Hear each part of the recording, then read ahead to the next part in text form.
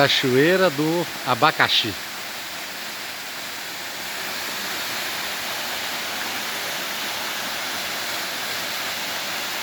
Olha esse poço aí.